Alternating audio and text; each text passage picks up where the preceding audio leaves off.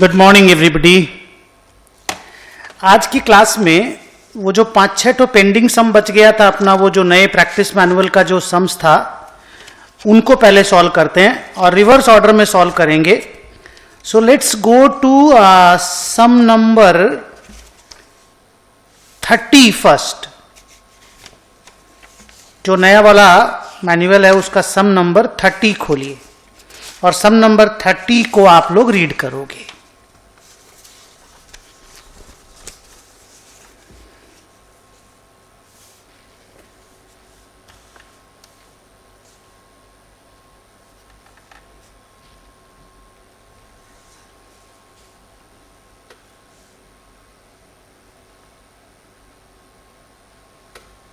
चलो क्वेश्चन पहले रीड कर लो सब अच्छे से।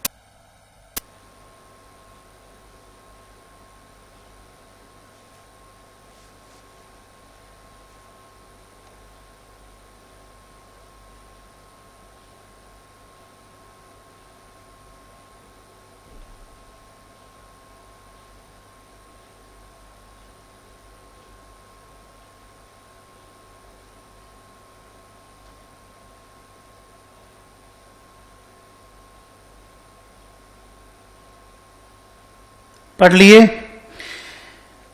क्या बोल रहा है बताइए। पहले एक डायग्राम बना लेते हैं कि एग्जैक्टली इन्होंने इनका स्ट्रक्चर क्या है। ठीक है, आप सॉल्यूशन शीट निकालिए, पहले एक डायग्राम बना देते हैं, उसके बाद बात करते हैं कि इन्होंने क्या बोला है। एग्जम्पशन फ्रॉम कंसोलिडेशन, इसकी डिमांड है। जो कंसोलिडेशन फाइनेंशियल स्टेटमेंट में सीएफएस में जो इंड AS 110 का जो शुरू का पैराग्राफ है जिसमें एग्जम्पशन मिल जाता है किसी भी कंपनी को कंसोलिडेशन करने से, अगर वो उसके ऊपर में कोई पेरेंट कंसोलिडेटेड फाइनेंशियल स्टेटमेंट बनाता हो और इस कंपनी ने अगर अपने सारे ऑनर लोगों को बोल दिया हो कि हम सीएफएस बना नहीं रहे हैं और बाकी जो आउटसाइड ऑनर लोग हैं जिसको माइनॉरिटी बोलते हो वो लोग अगर ऑब्जेक्ट नहीं करते हैं, तब किसी भी कंपनी को सीएफएस बनाने से एग्जम्पशन मिलता है। तो मैं आपको वापस से जब लिखाऊंगा तो इसको वापस से बोलूंगा, आप पहले स्ट्रक्चर बना लो, कौन कौन कहां कहां ओनर है। सबसे पहले gamma limited, question number 30।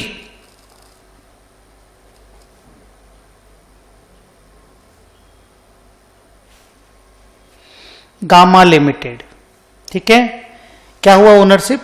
Holds 100% investment in G and D। Okay, ये हो गया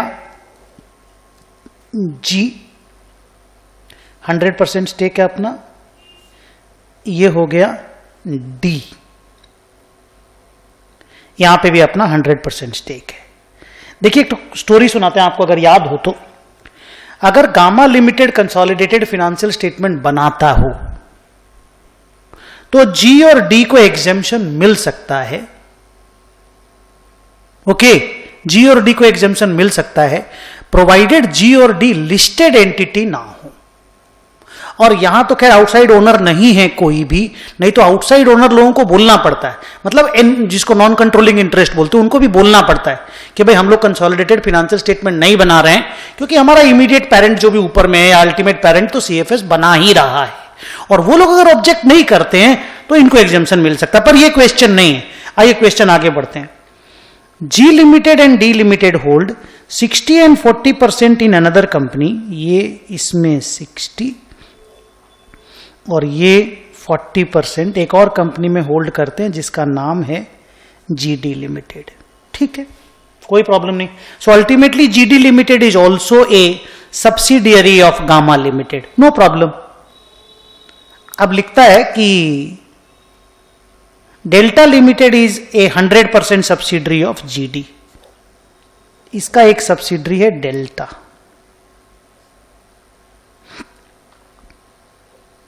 तो ये आप पहले डायग्राम बना दो, इससे आपको समझने में आसानी होगा कि क्वेश्चन बोल क्या रहा है।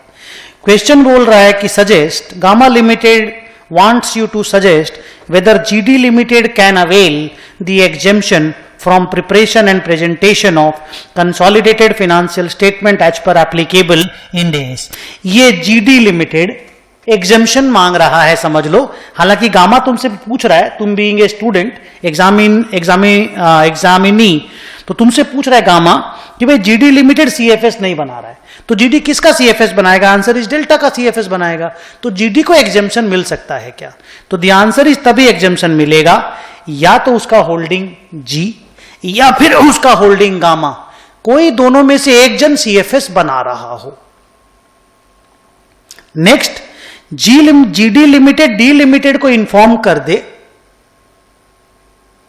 ठीक है, कि भाई ऐसे, हालांकि ये एनसीआई नहीं है, ये भी गामा का ही सब्सिडरी है, लेकिन इन्फॉर्म करना पड़ेगा कि भाई हम कंसोलिडेशन नहीं कर रहे हैं और हमको क्या नाम है, ऊपर में कोई ना कोई कंसोलिडेशन कर रहा है, तो हमको एग्जेम्पशन दिया जाए। और डी लिमिटेड ऑब्जेक्ट नहीं करेगा, काम खत्म। लेकिन मान लो जी और डी भी कंसोलिडेशन नहीं कर रहा है, गामा लिमिटेड कंसोलिडेट कर रहा है, तो उसको जी और डी को दोनों को इन्फॉर्म करना पड़ेगा। और जी और डी अगर ऑब्जेक्शन नहीं रेज करें, कैसे रेज करेंगे? गामा लिमिटेड तो बॉस है, गामा बोल देगा यार तुमको क्या ऑब्जेक्शन रेज करना है। तो GD limited can be exempted from consolidation. लिखो आप आंसर शीट में, लिखो as per Ind AS 110, start करो लिखना। एज पर इंड एस 110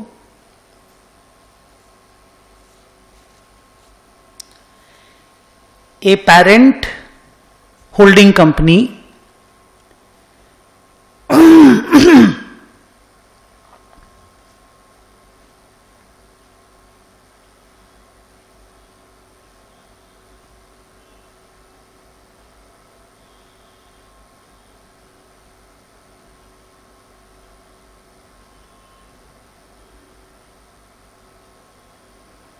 क्या लिखा? A parent, that is holding company, may not prepare consolidated financial statements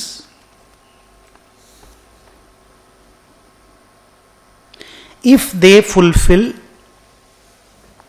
all the following conditions. A, GD limited, a parent के हिसाब से, आप जीडी के हिसाब से सोचोगे, it is a subsidiary। अगर जीडी लिमिटेड एग्जेम्पशन मांग रहा है तो जीडी लिमिटेड को किसी का ना किसी का सब्सिडियरी होना पड़ेगा। ओके, तो जीडी लिमिटेड, जी लिमिटेड का पार्टली, जिसको बोलते हो not Holi owned subsidiary but partly owned subsidiary है, जिसमें डी लिमिटेड आउटसाइड है। लेकिन गामा लिमिटेड का तो GD limited Holi owned subsidiary है, और गामा ही ये रिक्वेस्ट मान रहा है, तो GD limited is wholly owned subsidiary of Gamma. क्या लिखा? It is a subsidiary. B, it is not listed.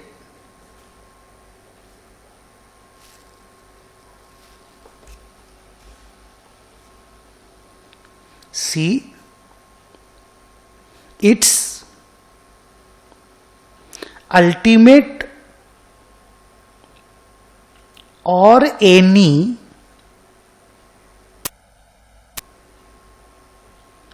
intermediate parent is preparing CFS. आप एग्जाम में कंसोलिडेटेड फिनेंशियल स्टेटमेंट्स वर्ड लिखोगे.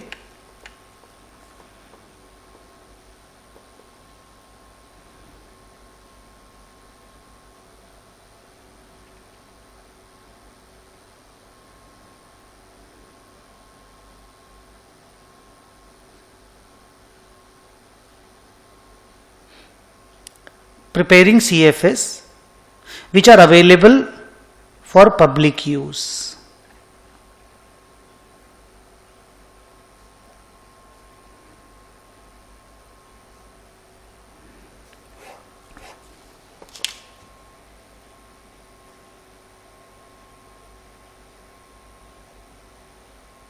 ठीक है.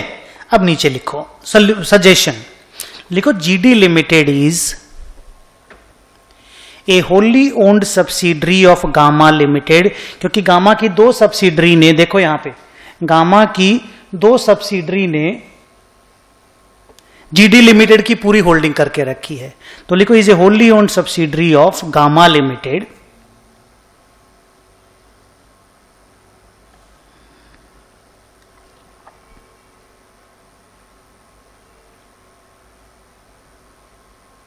और क्योंकि GD limited Holi owned subsidiary of Gamma limited है तो अब तो D लिमिटेड को बताना भी नहीं पड़ेगा.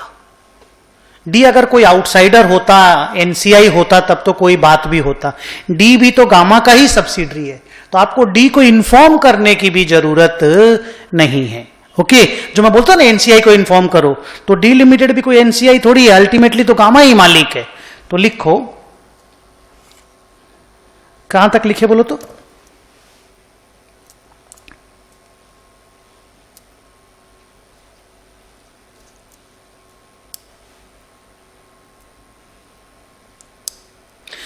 GD Limited is a wholly owned subsidiary of Gamma Limited and therefore it can avail the exemption from consolidation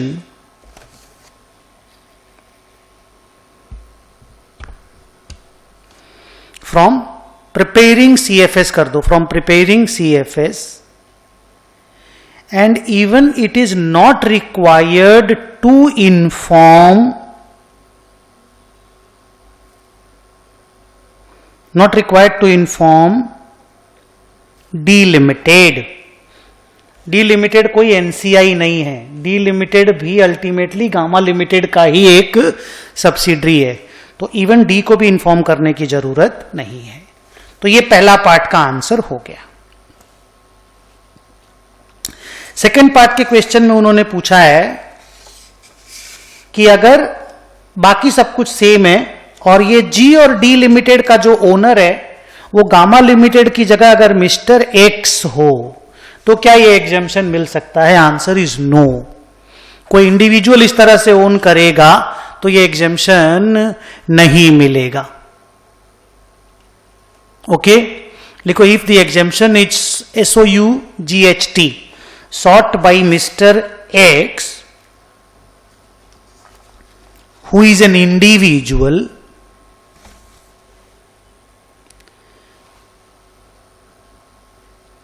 then GD Limited cannot be considered as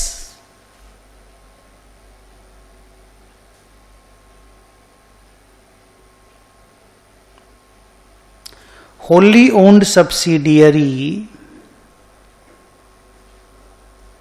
Anupam, AC दो तो चलाओ ना, of mister X.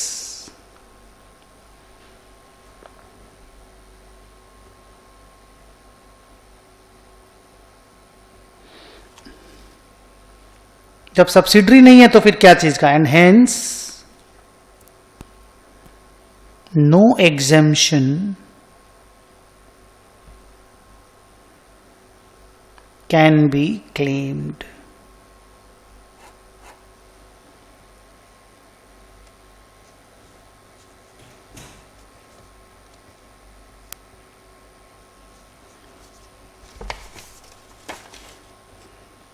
Next question है question number 29.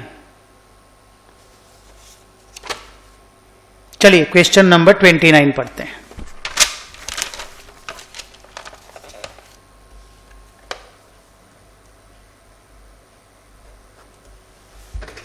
थोड़ा AC चला के आता हूं, आप क्वेश्चन नंबर 29 पढ़ो।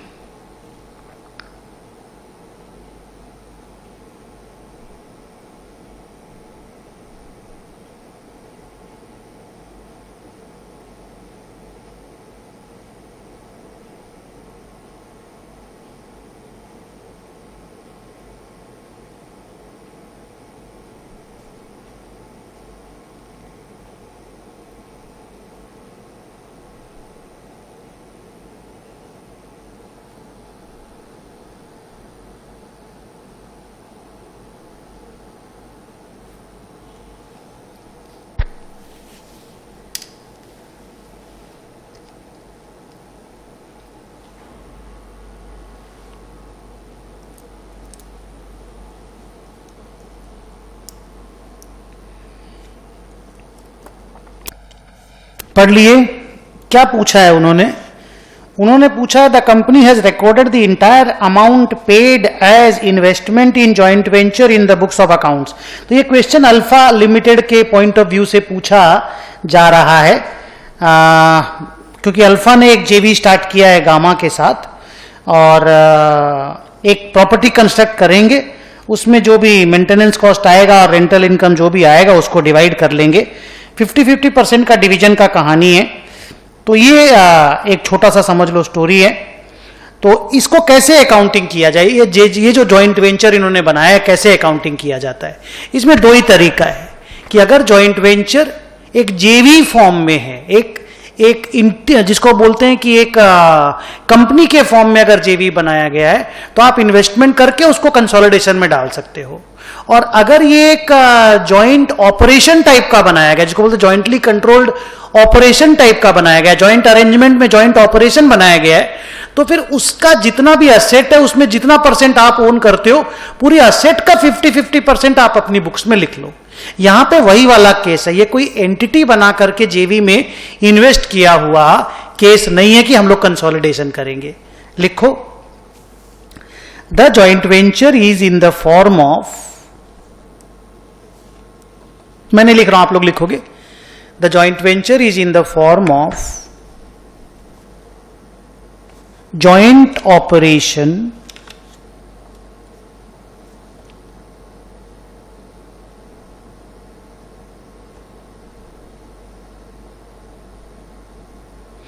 and therefore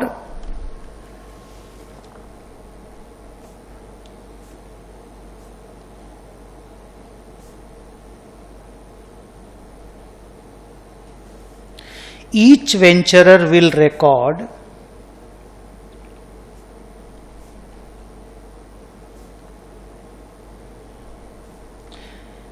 its share of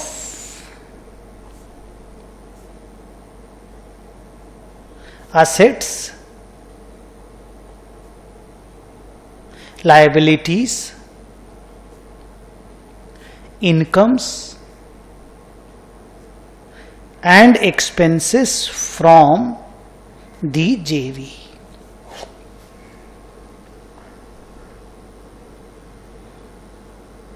from the जेवी। ओके, ये हो गया पहला आपका ऑब्जर्वेशन। दूसरा है बोरोइंग कॉस्ट को लेकर के। अब बोरोइंग कॉस्ट में उन्होंने लिखा है, देखो अप्रैल 2021 में प्रॉपर्टी का कंस्ट्रक्शन स्टार्ट हुआ और सितंबर 2021 में प्रॉपर्टी का कंस्ट्रक्शन कंप्लीट हो गया। तो 6 महीना में इनका प्रॉपर्टी का कंस्ट्रक्शन कंप्लीट हो गया, जिसके लिए इन्होंने लोन कितने रुपए का लिया जरा देखोगे। इन्होंने लोन लिया, लोन अमाउंट है 10 करोड़ रुपया का। तो 6 महीना का इंटरेस्ट आप मैक्सिमम कैपिटलाइज कर सकते हो, लेकिन वो भी तब अगर मैनेजमेंट ऐसा कंसीडर करे कि एक क्वालिफाइंग असेट है।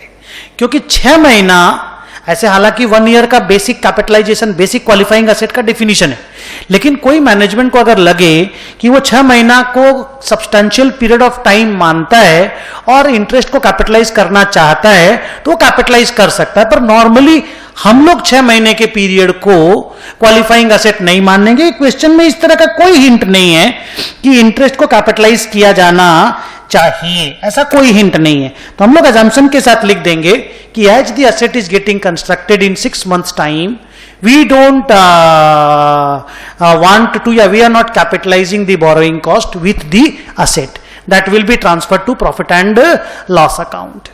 ऑल्टरनेटिव ट्रीटमेंट भी किया जा सकता है, लेकिन ऑल्टरनेटिव ट्रीटमेंट करोगे तो फिर उससे डिप्रिसिएशन का अमाउंट बदल जाएगा। ओके, तो लिखो as per AS 23 borrowing cost. Second point,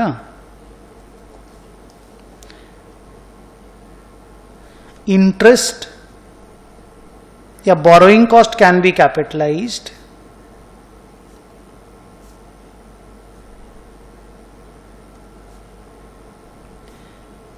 if the asset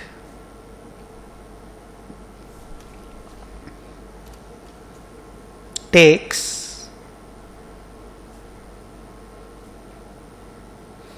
substantial period of time for getting ready। Here it takes 6 months, and so we conclude that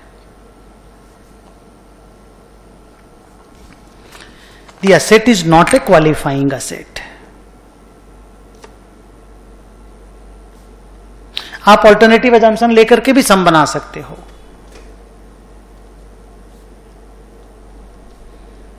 and so borrowing cost is not to be capitalized।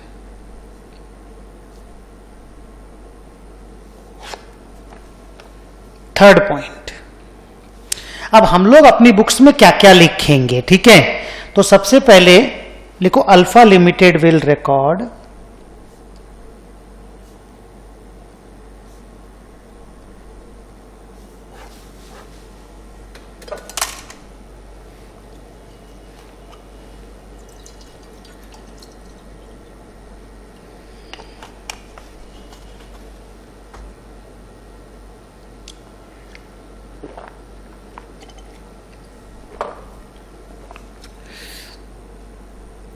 Asset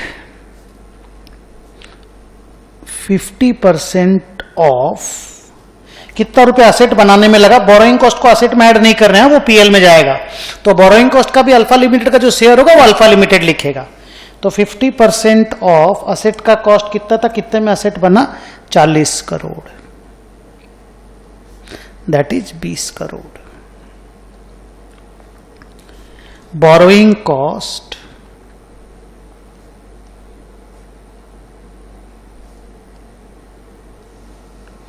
पूरे साल भर का borrowing cost, क्योंकि अप्रैल से ही तो borrowing ले लिए थे ना, सितंबर में असेट रेडी हो गया तो क्या हुआ, लोन तो लास्ट तक ही चला होगा।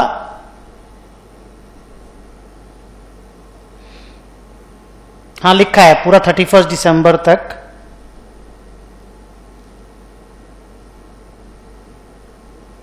अपना ईयर एंडिंग कब है?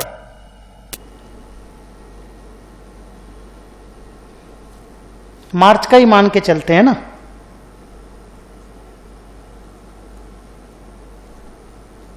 मार्च का ही मान के चलते हैं।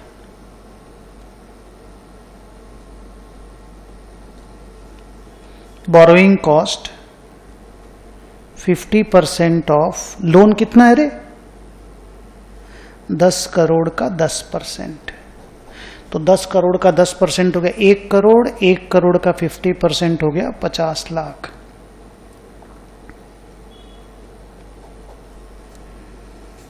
ये बोरोइंग कॉस्ट अल्फा लिमिटेड लिखेगा। और मेंटेनेंस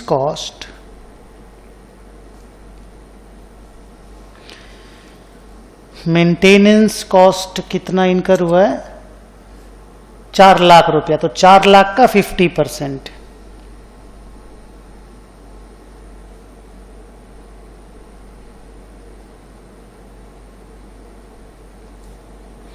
2 लाख। और डेप्रीसिएशन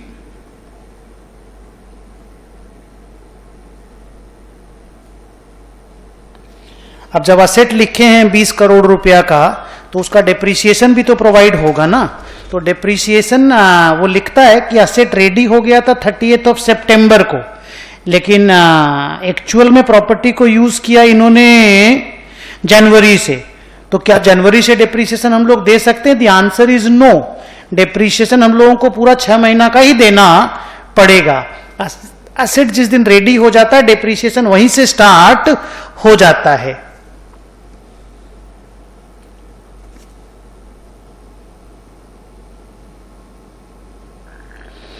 तो डेप्रीसिएशन अपन 50% ऑफ 40 करोड़ रुपया का असेट है, 6 महीना का डेप्रीसिएशन होगा ना, तो इंटू 0.5/20। तो 40 करोड़ इंटू 0.5/20, 40 करोड़ 20 साल है ना life, divided by 20 into 0.5, 1 lakh रुपया।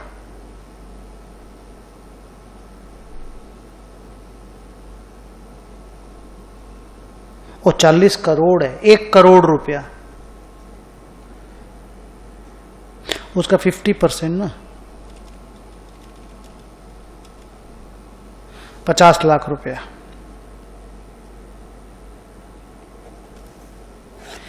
तो अल्फा लिमिटेड को इन्वेस्टमेंट नहीं लिखना चाहिए, असेट लिखना चाहिए अपने बुक्स में, बोरोइंग कॉस्ट अपने बुक्स में लिखना चाहिए, मेंटेनेंस कॉस्ट लिखना चाहिए, डेप्रीसिएशन लिखना चाहिए।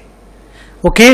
अब अगर कोई स्टूडेंट ये एजम्पशन लेता है कि नहीं सर हम तो बोरोइंग कॉस्ट को कैपिटलाइज करेंगे, तो 6 महीना का बोरोइंग कॉस्ट यानी 50 लाख रुपया का में से आधा 25 लाख रुपया वो 20 करोड़ में ऐड हो जाएगा, तो वो 20 करोड़ 25 लाख हो जाएगा। एंड अकॉर्डिंगली डेप्रीसिएशन भी जो 50% 40 करोड़ पे निकला है, वो 20 करोड़ 25 लाख पे निकल जाएगा। अकॉर्डिंगली आपके आंसर थोड़े थोड़े चेंज हो जाएंगे। और जो बोरोइंग कॉस्ट ट्रांसफर होगा P&L में, वो भी आधा होगा। ओके, आप ये आंसर लिख करके आओ। और दूसरा वाला भी अगर बोलोगे, अगर मैं सब्सटेंशियल पीरियड मान करके सम को सॉल्व करूं, मान लो एग्जाम में लिख के आ गया कि भाई ये सब्सटेंशियल पीरियड ऑफ टाइम है, तो सर आंसर कैसा आएगा वो भी लिखा दीजिए। तो ये अपना सोल्यूशन कंप्लीट हो गया। एक लाइन आप और लिखो, gamma limited will also do the same.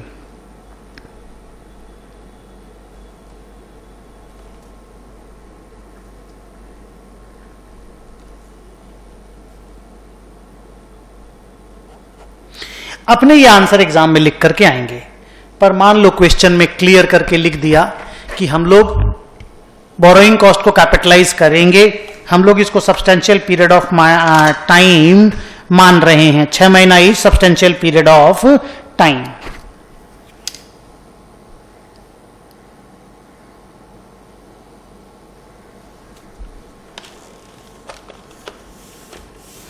तो ये सॉल्यूशन कैसे चेंज होगा, लिखो इफ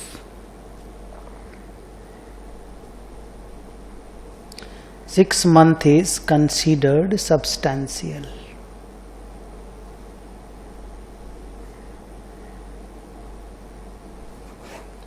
तो मैं टोटल एनुअल फिगर आपको दिखा देता हूं, उसके बाद अल्फा लिमिटेड इसका हाफ हाफ हाफ हाफ लिखेगा, ठीक है।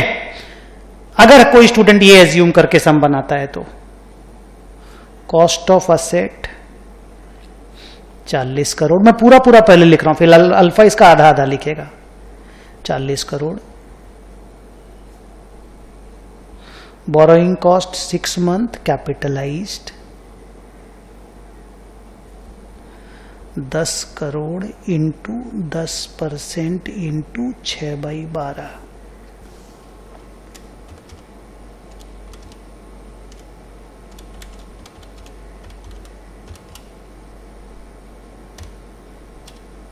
₹50 लाख। तो 40.5 crore cost of the asset है, इसका आधा अल्फा लिखेगा। अब पी एंड एल आइटम्स, ये बैलेंस शीट आइटम हो गया, पी एंड एल आइटम्स, उसमें आधा बोरोइंग कॉस्ट और आ जाएगा, दैट इज 50 लाख। इसका आधा अल्फा लिखेगा, यही 50 लाख आधा, और मेंटेनेंस कॉस्ट आएगा 4 लाख, इसका आधा लिखेगा अल्फा, और डेप्रीसिएशन इन दैट केस 40.50 पे प्रोवाइड करोगे, 40.50 divided by 20 into 0.5,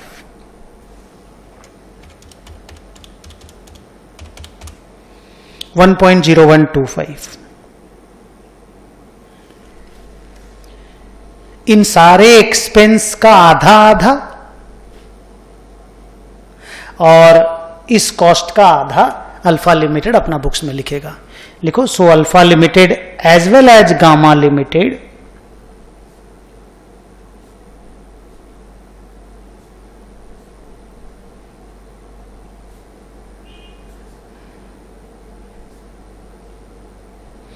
will record 50% of the above items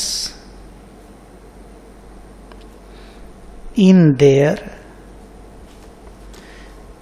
respective books.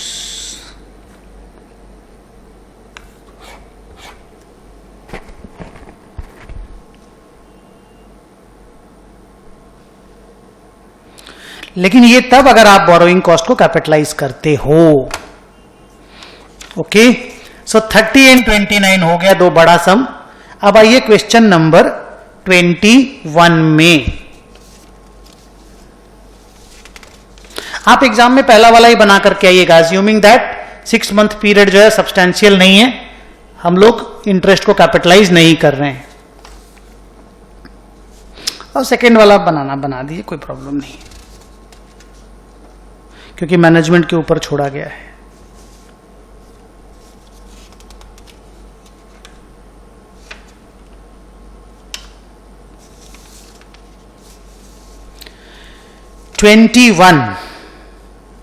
पढ़िए क्वेश्चन को। Analyse whether the following activities fall within the scope of Ind AS 41 with proper reasoning.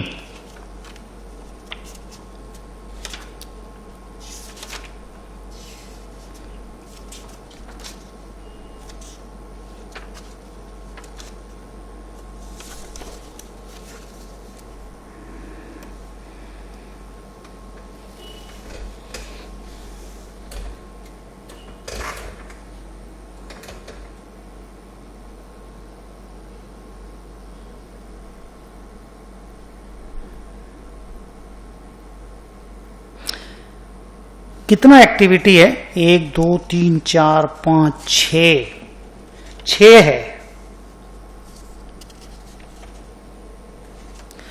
तो reason के साथ बताना है। Activity का नाम, वो एक इंड AS 41 के अंदर गिरेगा या नहीं, और उसका रीजन बताना है। तो ये शॉर्ट में हम लोग रीजन दे करके चले जाते हैं। जैसे पहला एक्टिविटी,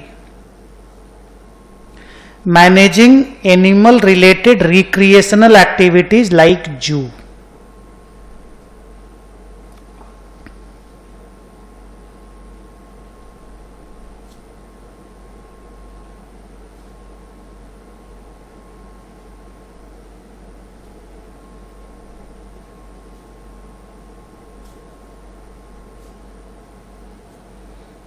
क्या ये एग्रीकल्चरल एक्टिविटी है?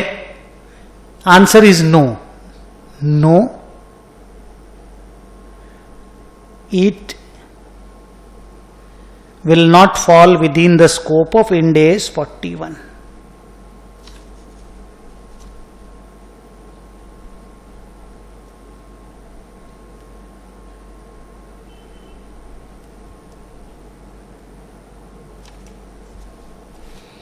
Reason.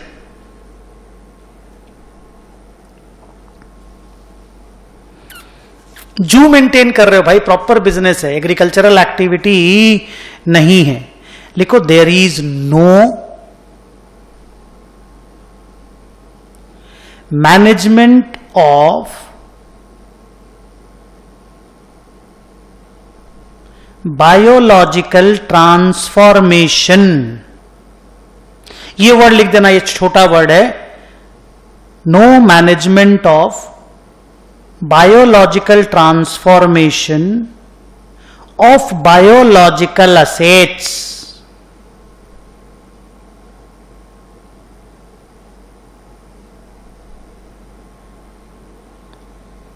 आप वो सब करने के लिए थोड़ी आप ये कर रहे हो, आप तो जू मैनेज कर रहे हो, रिक्रिएशनल एक्टिविटीज है.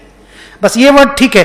Since there is no management of biological transformation of biological assets, अगर वहां पे होगा तो यस करके लिख देना, there is management of biological transformation.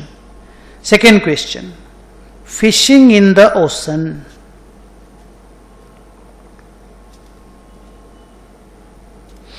Obvious एकदम, no. Same reason, reason same copy कर दोगे.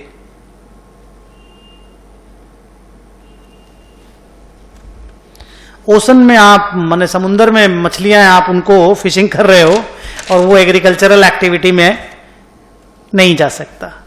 सी. थर्ड क्वेश्चन, 3 लिखता हूं, 1 2 लिखा था ना, 3.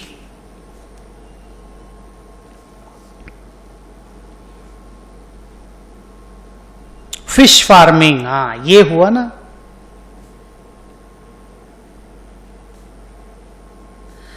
Yes.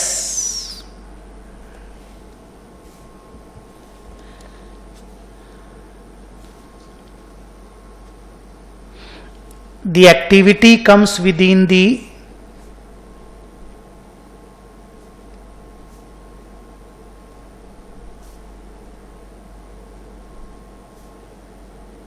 management of biological transformation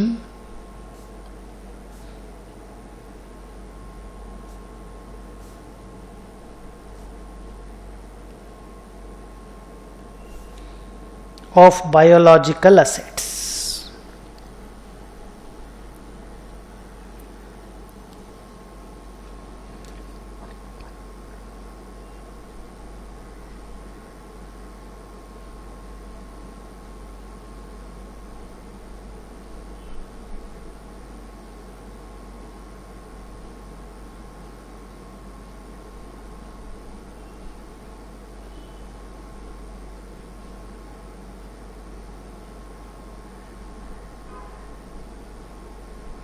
बोलिए. Development of living organism such as cells, bacteria and viruses. बाप रे बाप. जो वो मेडिसिन कंपनियां नहीं करती कि अभी जो वैक्सीन बना कोरोना का, वो वायरस वगैरह से ही तो बना ना. Development of living organisms such as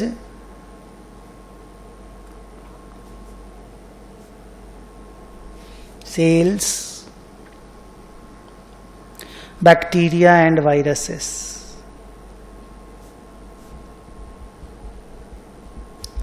no. Yes भी हो सकता है, आप पहला आंसर लिखो नो.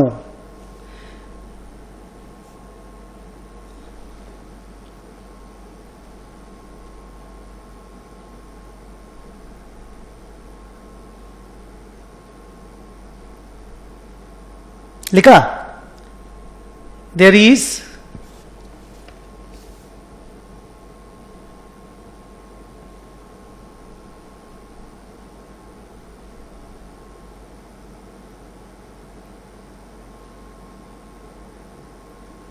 लिखा, there is no agricultural activity involved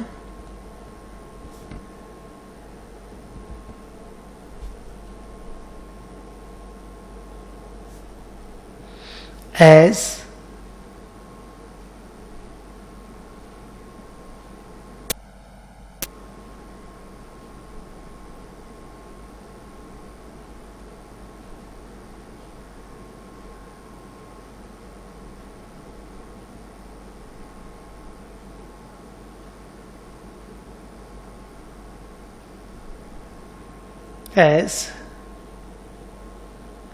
they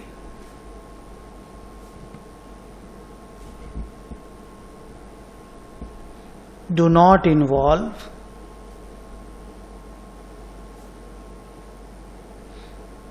वही वाला लाइन मैनेजमेंट ऑफ, वो सेम चीज, they do not involve the manage, एक बार लिख देते हैं, द मैनेजमेंट ऑफ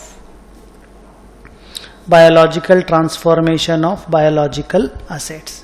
लेकिन अगर ये बैक्टीरिया वायरस वगैरह आप जो बना रहे हो वो अल्टीमेटली जाके एग्रीकल्चरल एक्टिविटी में ही यूज होने वाला है, मतलब कोई डेयरी प्रोडक्ट्स वगैरह में आप यूज करने वाले हो, तब हम लोग इसको एग्रीकल्चरल एक्टिविटी के अंदर में रख सकते हैं। तो ये लाइन एक तो अलग से लिख दो, how ever if those organisms will be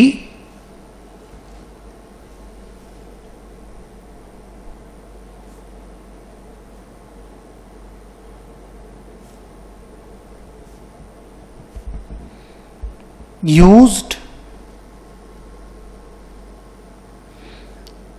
or sold for dairy products,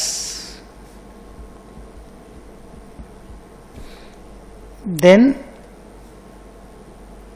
it will come under Ind AS 41.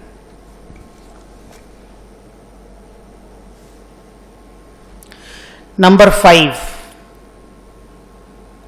growing plants to be used in production of drugs. कहीं भी यूज हो हमको क्या फर्क पड़ता है, हम तो प्लांट ग्रो कर रहे हैं ना। Growing plants to be used in production of drugs. Yes, reason same, reason same. Last,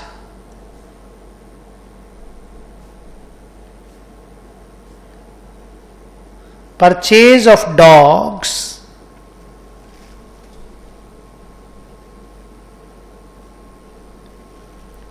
for security purposes. No. अगर हम डॉग का ब्रीडिंग करें ना और एडिशनल डॉग बना बना करके फिर बेचेंगे, तब वो एग्रीकल्चर में आएगा। नो, सेम रीजन, रीजन एक ही है, वो सब में कॉपी कर देना है। तो घटिया सा क्वेश्चन था, क्वेश्चन नंबर 21, बट उपाय नहीं है। इस तरह का क्वेश्चन भी अगर एग्जाम में आएगा तो अपन को तो लिखना पड़ेगा, अपन अवॉइड तो कर नहीं सकते। अभी 3 क्वेश्चन और बचा, 18, 17 and 12। So let's see the question number 18. चलो पढ़ते हैं। अच्छा, इन्वेस्टमेंट प्रॉपर्टी का क्लासिफिकेशन का समय, अच्छा से पढ़ लो, ढंग से सॉल्व करते हैं।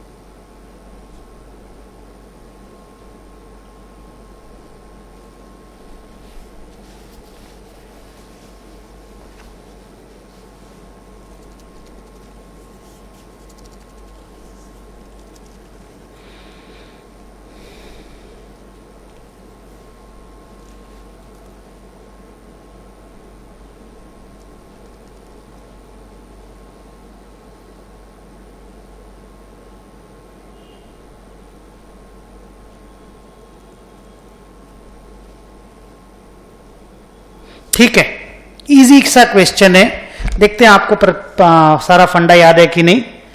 शॉर्ट में आंसर लिखाऊंगा, ठीक है। पहला, X limited owned a land property जिसका future use was not determined. तो अगर आप एक लैंड होल्ड करते हो जिसका फ्यूचर यूज अनडिटर्मिन्ड है, तो आप उसको पीपीई में नहीं लिख सकते, आपको इन्वेस्टमेंट प्रॉपर्टी में लिखना पड़ेगा। फ्यूचर यूज अनडिटर्मिन्ड मतलब आपको इन्वेस्टमेंट मानना पड़ेगा, फिक्स्ड असेट नहीं मान सकते। It is investment property.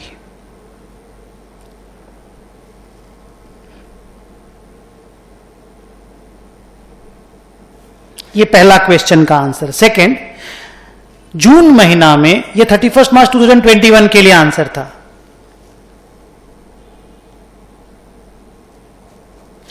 जून महीना में उसने उसके ऊपर बिल्डिंग का कंस्ट्रक्शन चालू कर दिया और वो बिल्डिंग अपने ओन यूज के लिए है।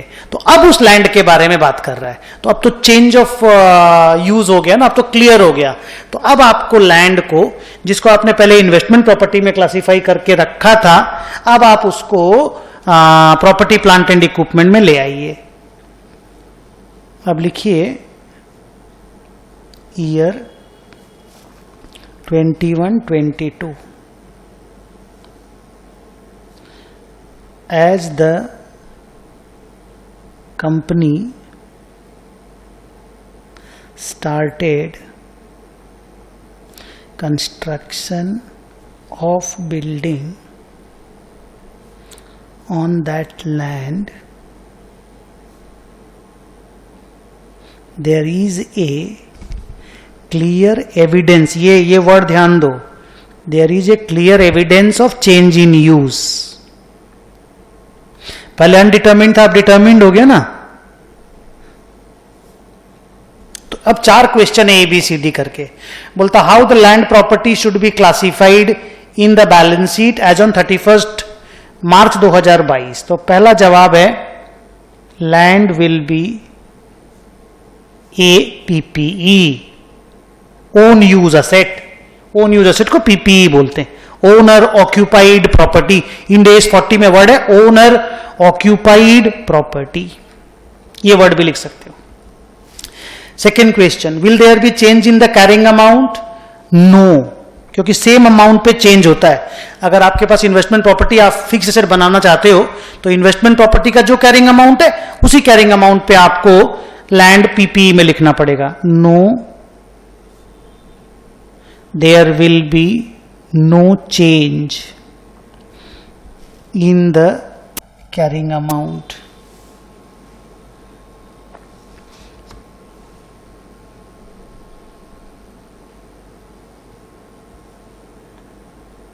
As the transfer happens,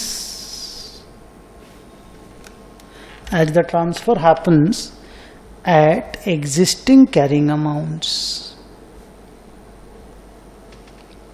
आप एग्जाम में अच्छे से डिटेल में लिखोगे। सी, थर्ड क्वेश्चन, क्या ये चेंज जो है वो changes in the accounting policy है? No, it is not a change in the accounting policy.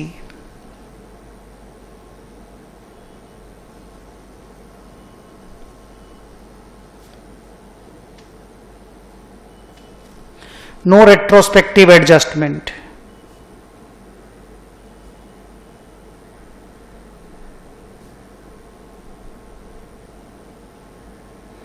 Is needed. Last, would your answer be different अगर मैनेजमेंट का खाली इंटेंशन है कि वहां पे कंस्ट्रक्शन कमेंस करेगा, कंस्ट्रक्शन कमेंस हुआ नहीं है? यस, मेरा आंसर अलग रहेगा। Yes, land will continue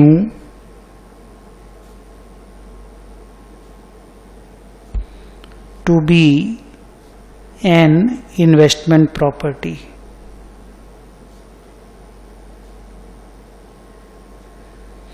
managements intention is not an evidence of change in use. लिखो, मैनेजमेंट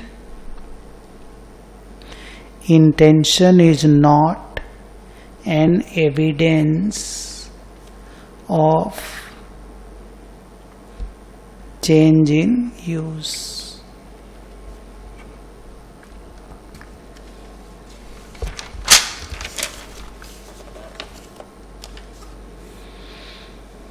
तो 18 नंबर क्वेश्चन हम लोगों का कंप्लीट होता है. इजी सा सम था. अगला क्वेश्चन है हम लोगों का, कौन सा बचा हुआ देखो तो 17. सबसे इजी क्वेश्चन है अपने पूरे बुक का. आइए 17 नंबर सम देखते हैं.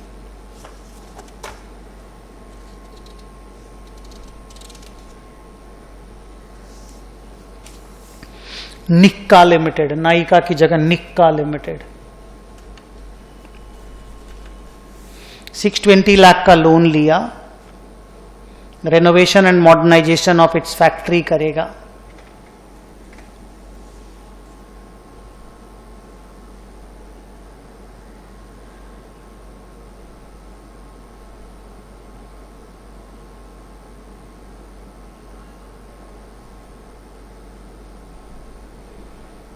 मशीनरी 510 लाख रुपए मशीनरी में लगाया, 54 लाख रुपए सप्लायर के को दिया और अल्टीमेटली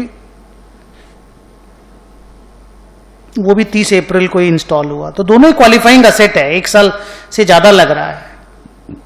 56 लाख रुपए वर्किंग कैपिटल में लगा और 12 महीना कोई सब्सटेंशियल, देखो यहाँ कितना क्लियर लिख दिया कि 12 महीना कोई सब्सटेंशियल पीरियड ऑफ टाइम मानना है.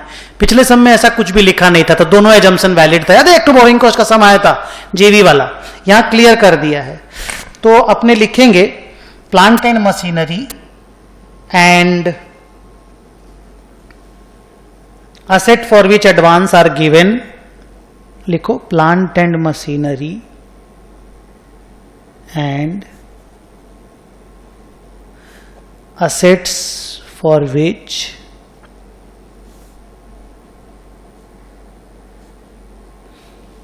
advances are paid. दो है हाँ, ये और ये are qualifying assets.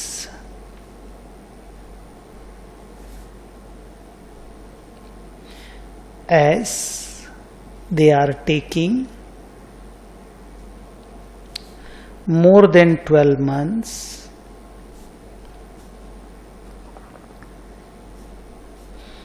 to get ready. तो ये रीजनिंग हो गया. अच्छा लिखा है टोटल इंटरेस्ट 68.2 है और लिखा है कि आपका एडवाइस मांगा है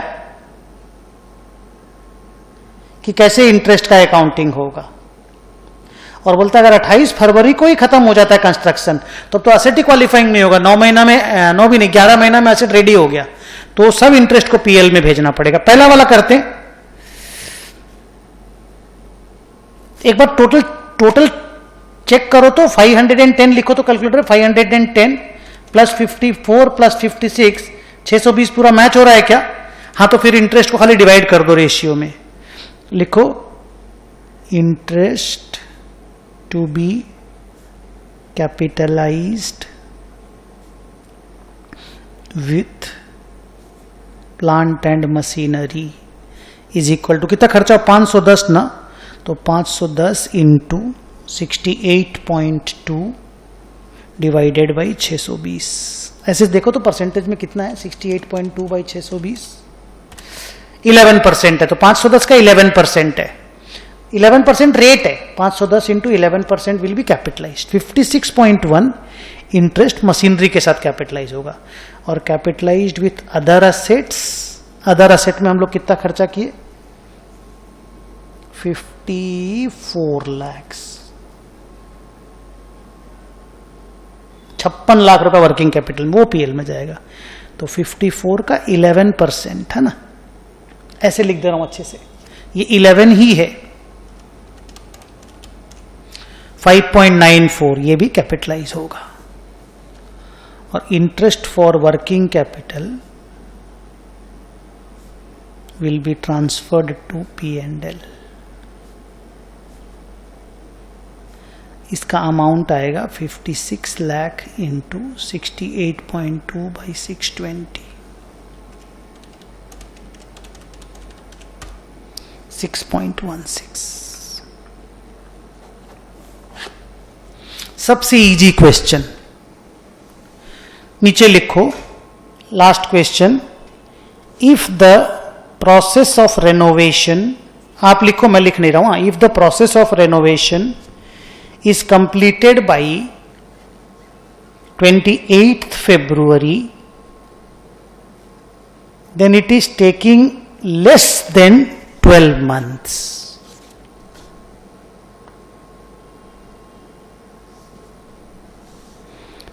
Hence, all assets are non-qualifying.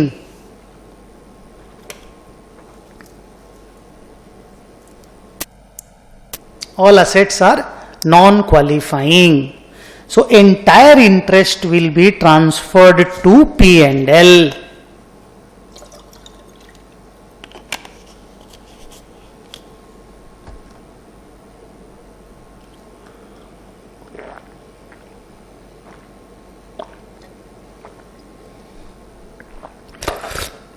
हो गया? Good. Now our last question, जो बहुत ही घटिया क्वेश्चन इंस्टीट्यूट ने बनाया है, that is question number 12। Question number 12 को रीड करो।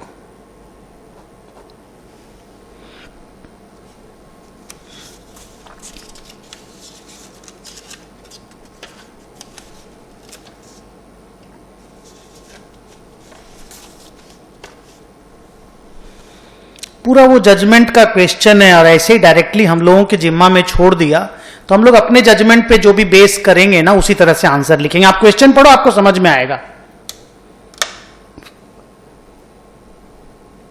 Classes of the property, classification of the property को लेकर के क्वेश्चन है कि इनको अलग अलग क्लास में रखना चाहिए कि सेम क्लास में डाल देना चाहिए।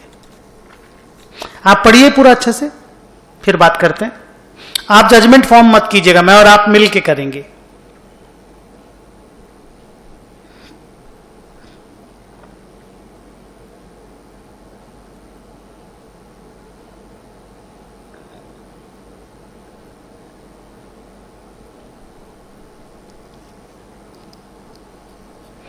पढ़ लिए?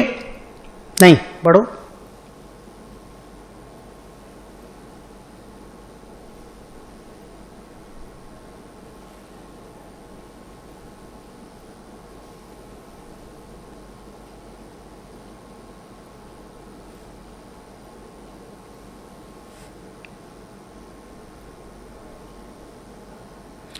चार ठो लैंड है, देखिए। पहले लैंड का बात कर लेते हैं। लैंड सी और लैंड डी, उसमें बिल्डिंग बना हुआ है। लैंड ए और लैंड बी में बिल्डिंग नहीं है। तो लैंड विथ बिल्डिंग और लैंड विदाउट बिल्डिंग, उसका नेचर ही अलग हो गया। यूज, हम लोग बोलते हैं कि दो असेट सेम नेचर और सेम यूज का, माने सिमिलर नेचर और सिमिलर यूज का हो तभी उसको एक क्लास ऑफ असेट में डाल सकते हैं। तो पहले ये नोट लिखो पॉइंट नंबर 1 करके। Two assets of similar nature and similar use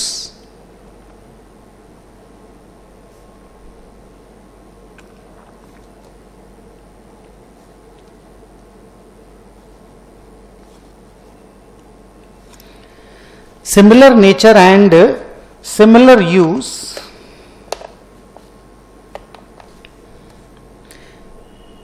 can be grouped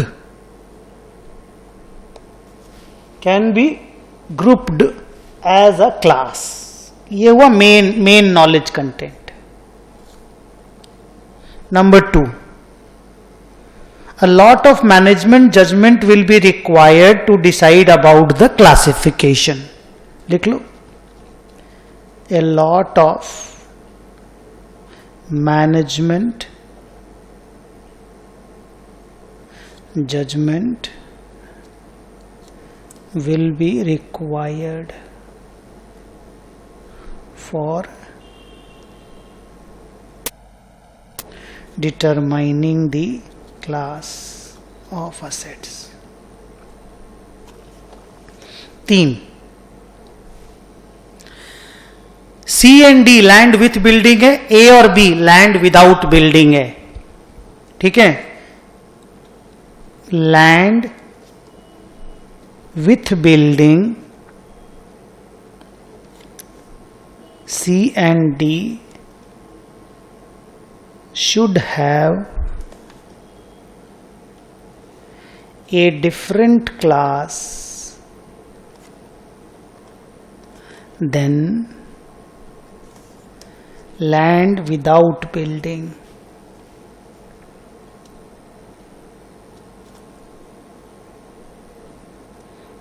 A and B, ये तरीका देखो, क्योंकि यूज बदल गया ना, लैंड विथ बिल्डिंग यूज अलग है, लैंड विदाउट बिल्डिंग यूज ही अलग है। नंबर 4, यही तरीके से आप क्लासिफाई कर सकते हो। फिर आया एक लैंड है जिसको आप लैंडफिल की तरह कचरा फेंकने के लिए यूज कर रहे हो, और एक है जिसपे आप बिल्डिंग बनाओगे, है ना। तो property B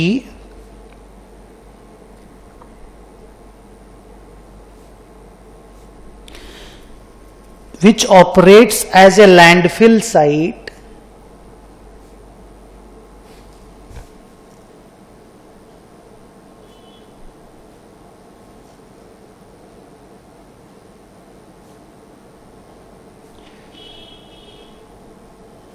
should be separately classified from land A.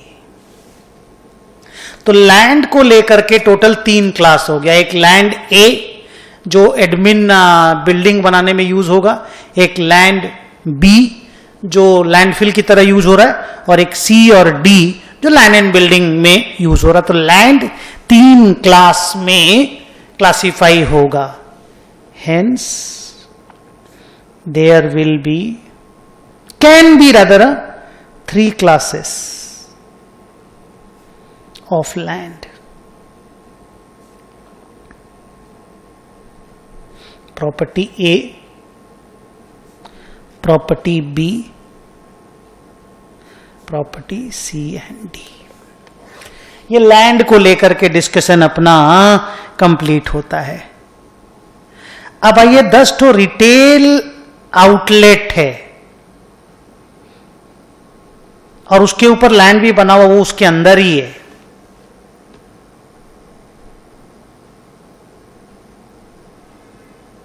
तो ये तो एक अलग ही, तो सेम 10 का 10 हमको लग रहा है कि सेम ही नेचर, सेम ही यूज का है। तो लिख लो property E1 to property E10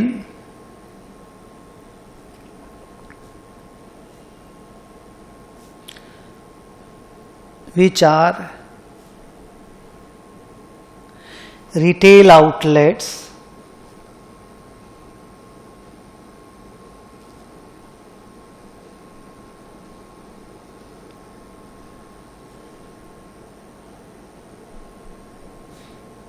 should be classified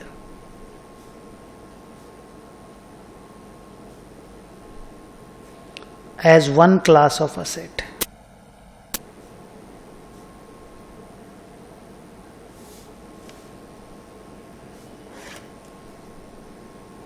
छठा पॉइंट, अब आया equipment A and equipment B.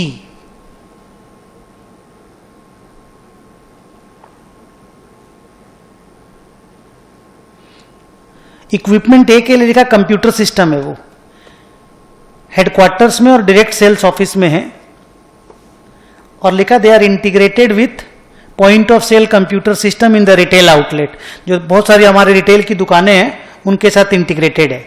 और इक्विपमेंट भी, वो भी कंप्यूटर सिस्टम है, वो रिटेल आउटलेट में लगे हुए। तो लग रहा कंप्यूटर में इक्विपमेंट ए और बी, उनका जो यूज है वो एक साथ हो रहा है, एक जैसा हो रहा है। तो इक्विपमेंट ए और इक्विपमेंट बी को एक क्लास बनाना चाहिए। Equipment A and equipment B should be treated as one class of asset।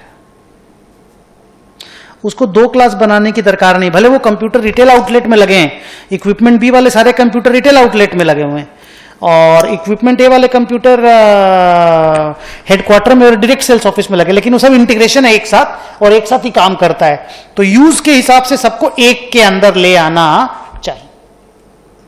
Last, furnitures and fittings in administrative headquarter and sales office और shop fixtures in the retail outlet.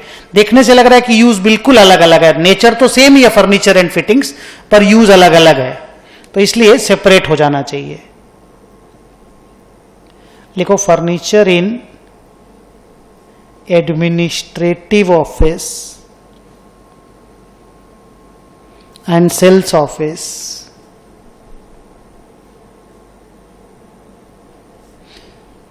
should be differentiated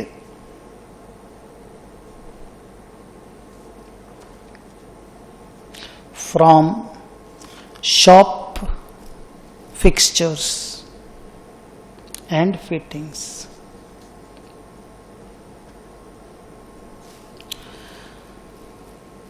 So they two furnitures are दो अलग अलग class, so